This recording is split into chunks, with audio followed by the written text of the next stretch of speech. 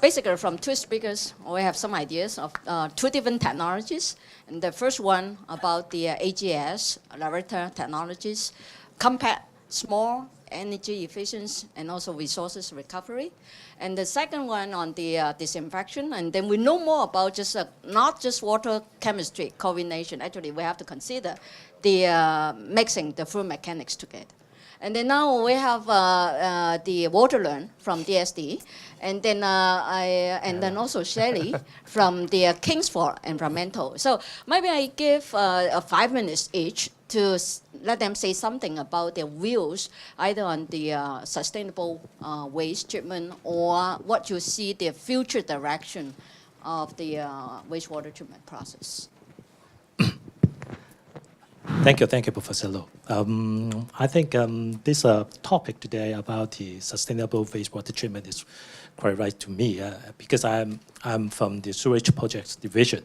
Right now, I have 3 projects in the pipeline. Is to upgrading the existing wastewater treatment plant by doubling the treatment capacity and also upgrading the treatment standard.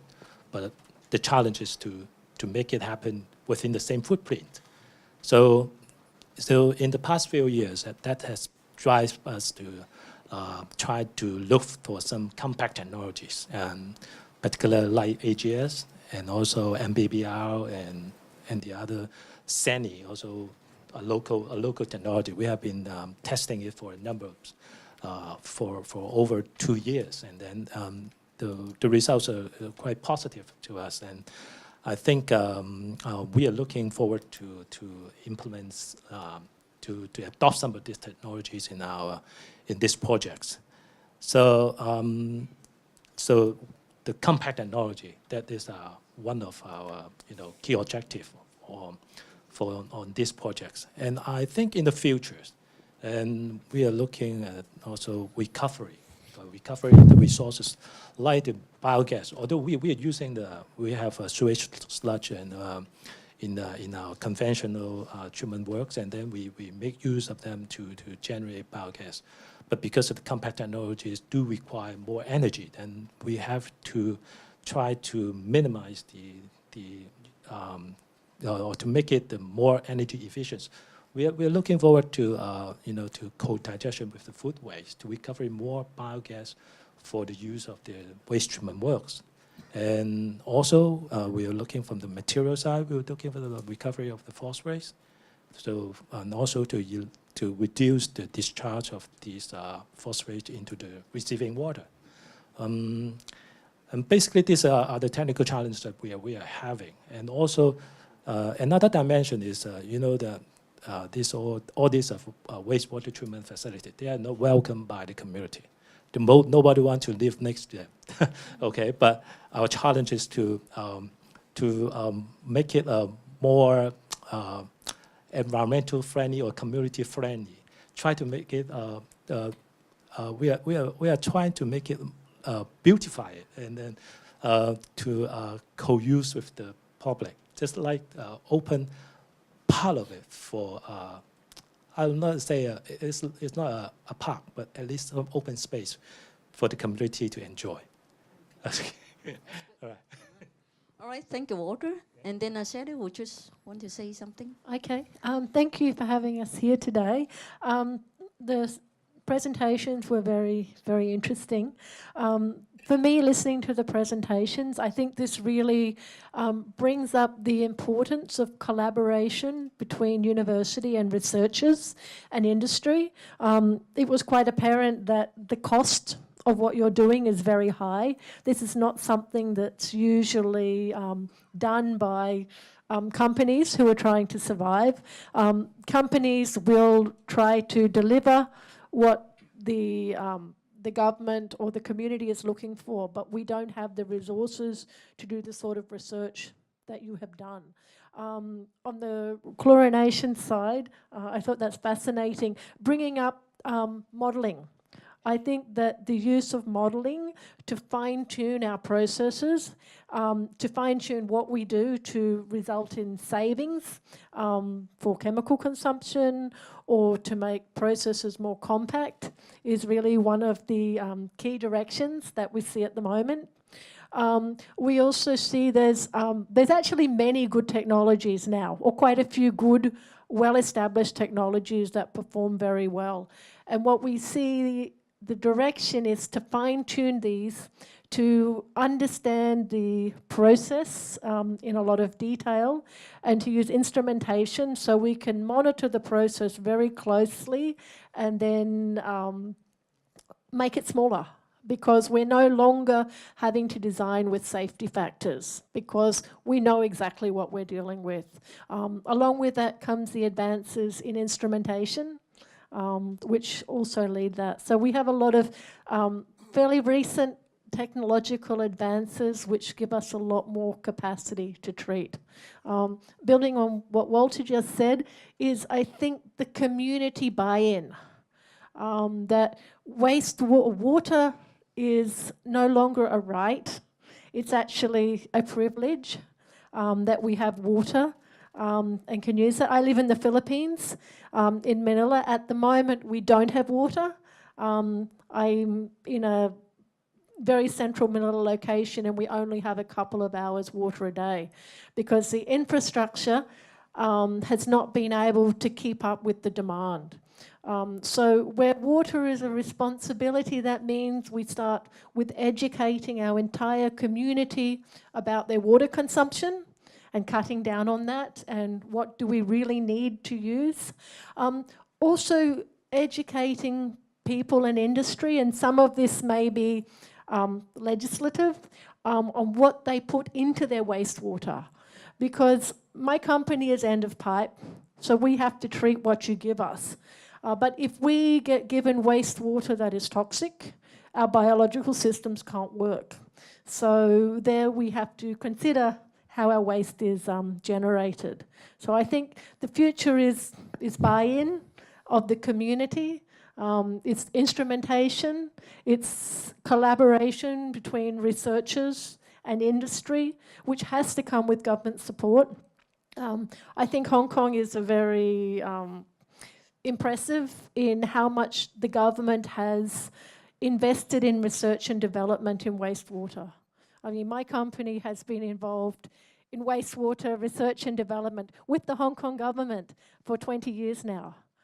So we really appreciate that, and I think that gives you a lot of advantages. All right. So thank you, Sally. I think one good point is that now for the circular economy, for the wastewater treatment, actually we look at different aspects. Those speakers also point out technology itself. Now we have nowadays some advanced technologies that we can consider, right, to use. Those technologies developed by maybe the institutions, and we have to collaborate with the government to see whether those new technologies works in our local environments. And the other is instrumentations, right? It's another challenges issue. The third one I can consider is that policy, right? The legislation, whether the government, in Hong Kong or some other parties or other countries, the policy making could be the key drivers to make, right, these kind of new concepts, treatment with the circular economies possible. All right, and maybe we can talk something, not only just always focus on technology itself, so we can broaden the will to cover the policy, instrumentation, and also technologies. And maybe we give the time, all right, to the floor to see whether there's questions you want to ask our speakers and also panel members.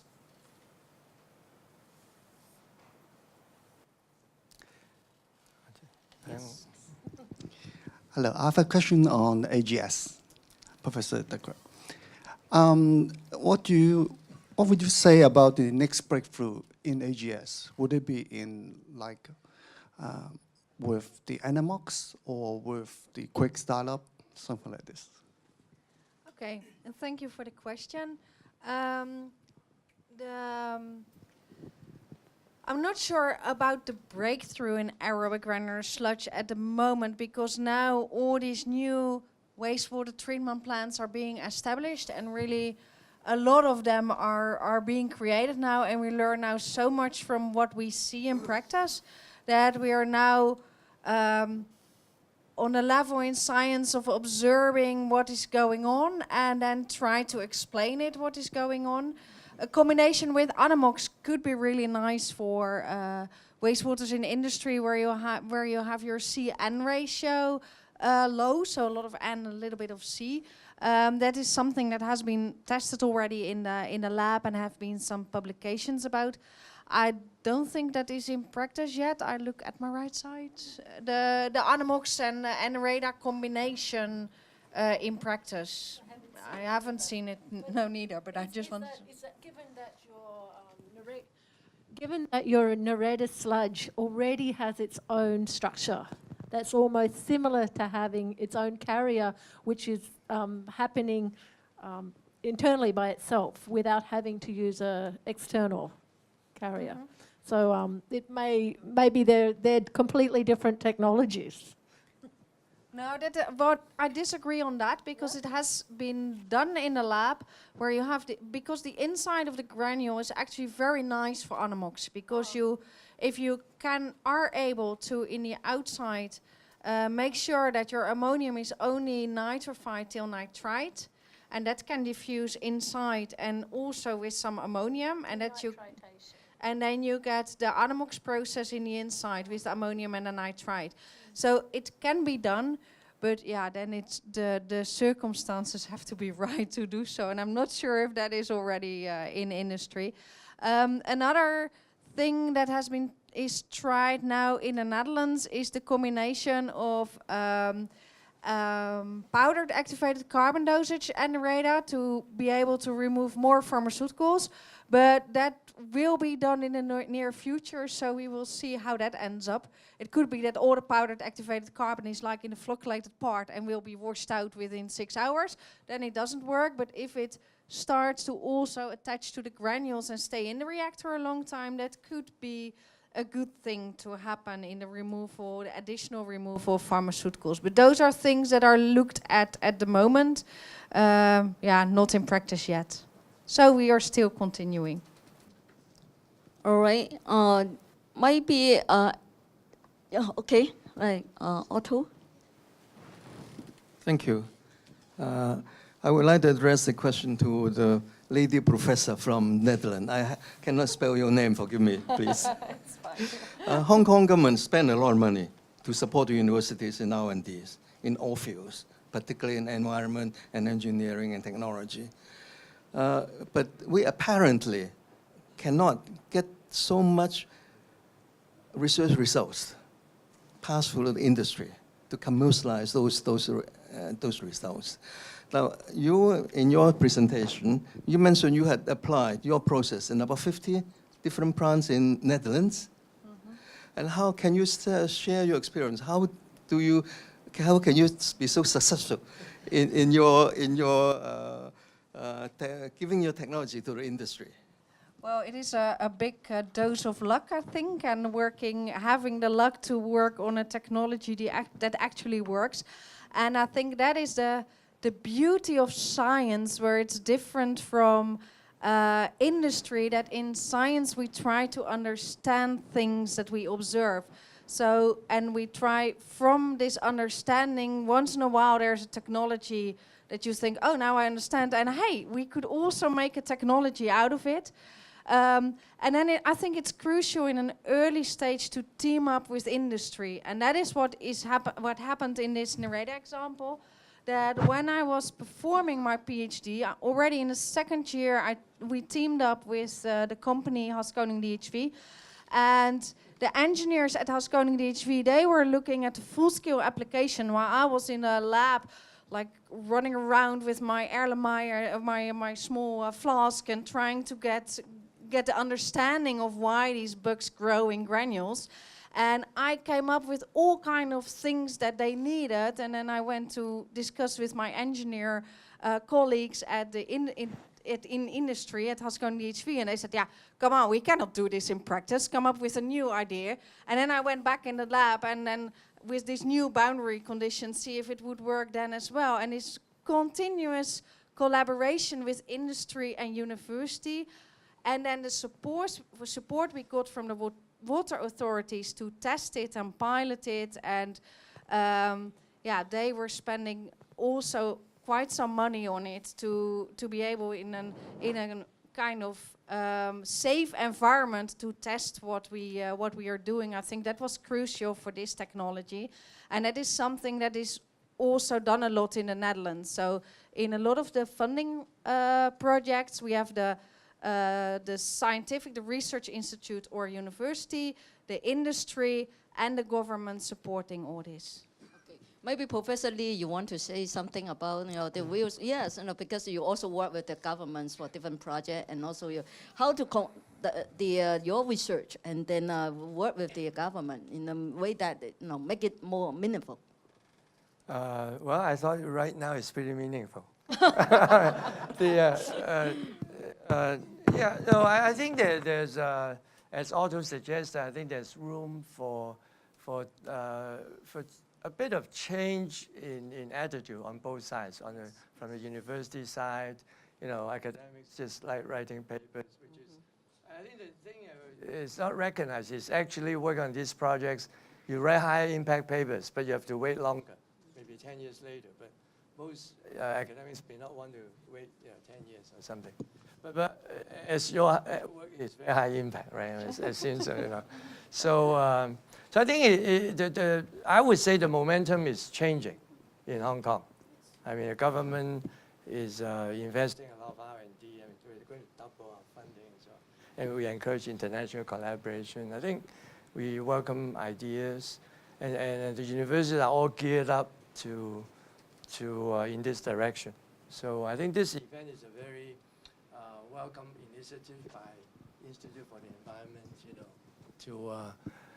to kind of even encourage this further and to enable people to network. I mean, certainly the next topic would be even more exciting.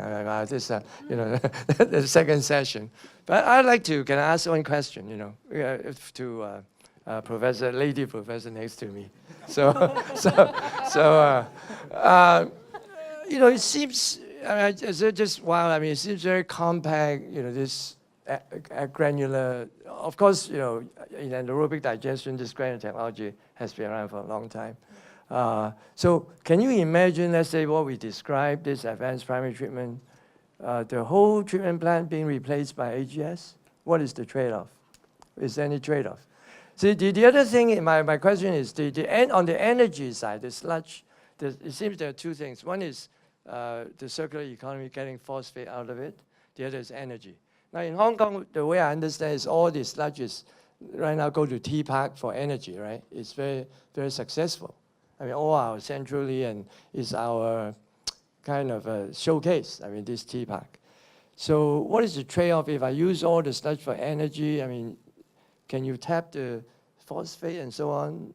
I mean, right now we actually, all our sludge goes to T-Park, and which is very successful because there's enough critical mass to pump. But what about resource recovery? I mean, the phosphate recovery certainly is very important. Are there any trade-offs? I mean, if you use for energy, then resource is a bit, you can't do it quite the same, or what is the story, really? The real story, you asked me the real story. I would love to share it.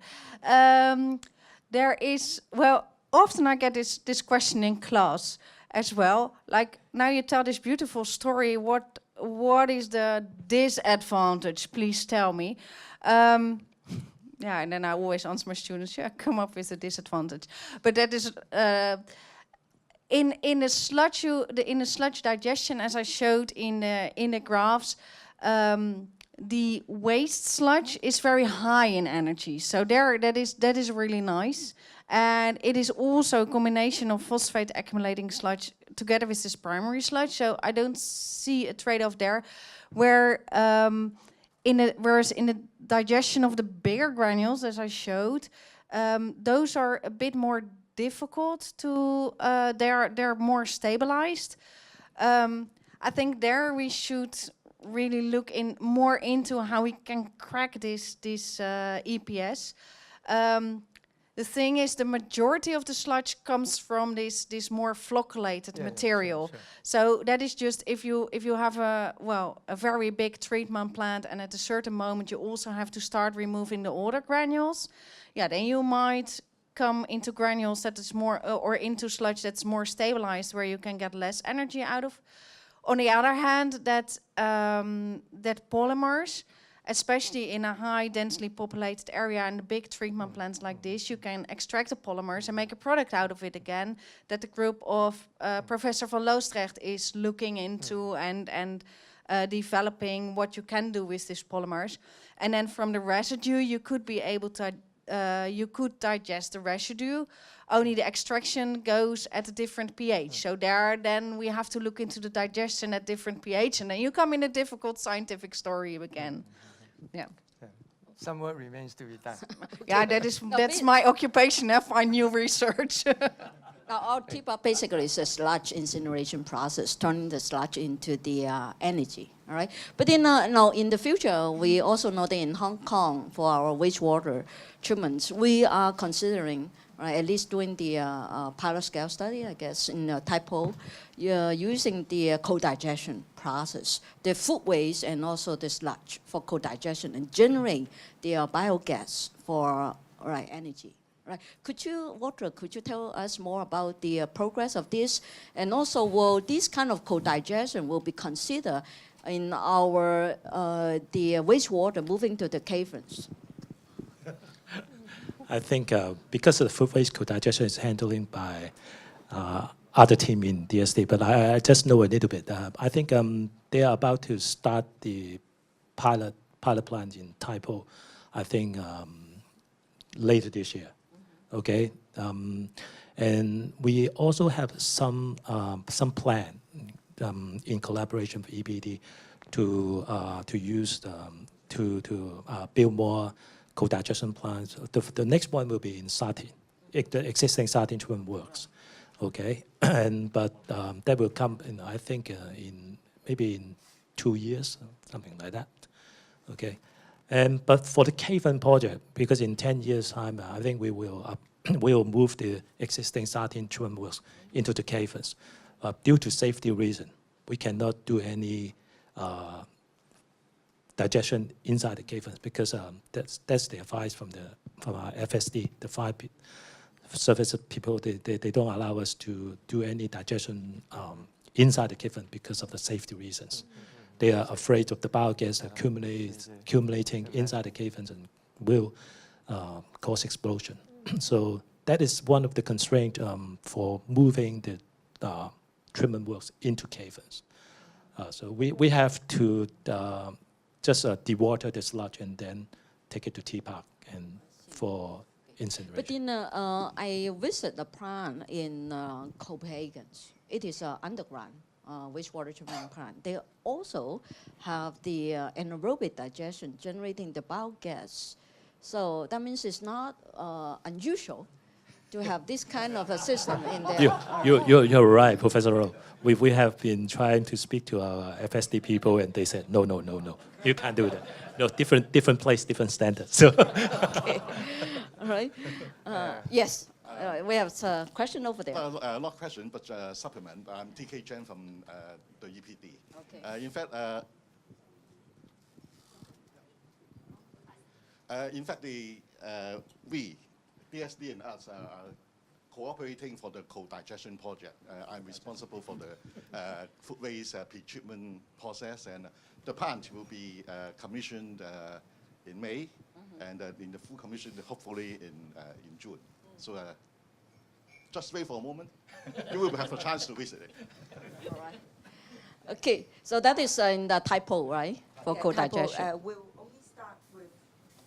We'll only start with 6 tons, and we'll move on to 50 tons because it's a 6-year pilot trial. So the 60, we're talking about 50-ton trial. So the 50 tons, we're talking about trying it like in 6 years' time. But for the commissioning of the food waste preparation plants, we are looking for like maybe 6-ton commissioning first, commissioning the plant with a 6-ton food waste, and then later on with another 6-ton. And our EPD colleagues are thinking of commissioning with the 50-ton, but we're still talking about a 50-ton commissioning, probably only for a day or two.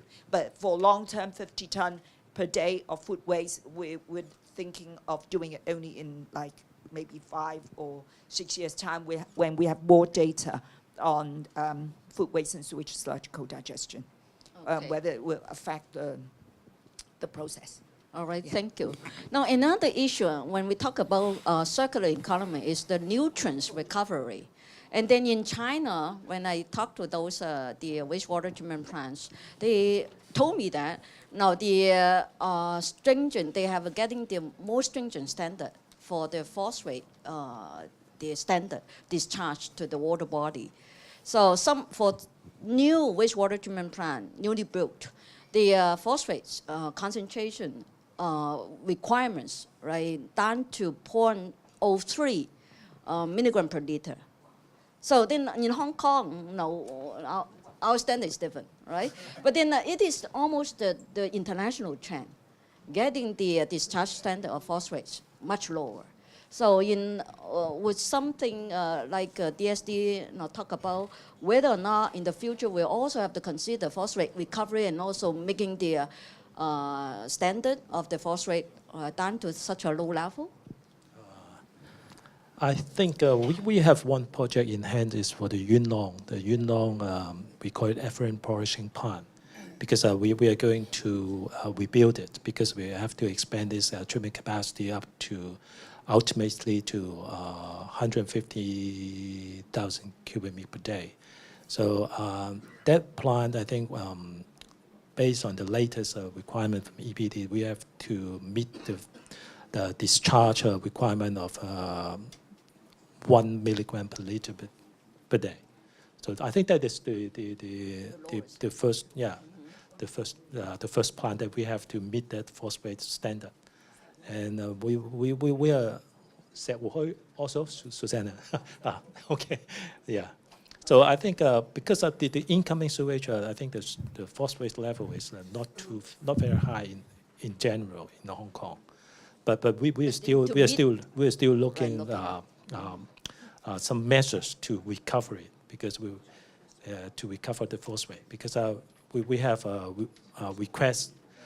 Receiving requests from our colleagues in EPD to recover the phosphate for make it as a fertilizer, because they have all this food waste composting material.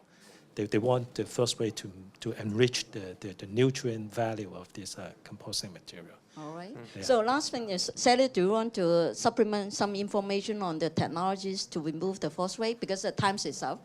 And then I give you, see whether you want to say something on this topic. I think mostly phosphate is removed biologically, in part. But where we have very strict phosphate standards, we need to combine the biological treatment also with chemical, physical polishing. That's what we're looking at delivering. In Philippines now we have 0.5 ammonia and 1 milligram phosphate, P, as our effluent standard, and no one has yet got an operating plant for those standards yet, but they're currently looking at that. So right. I don't know if a professor wants to add on the phosphate. I just want to say now, in our research work, we are developing the nanotechnologies that can recover and remove the phosphate down to this level.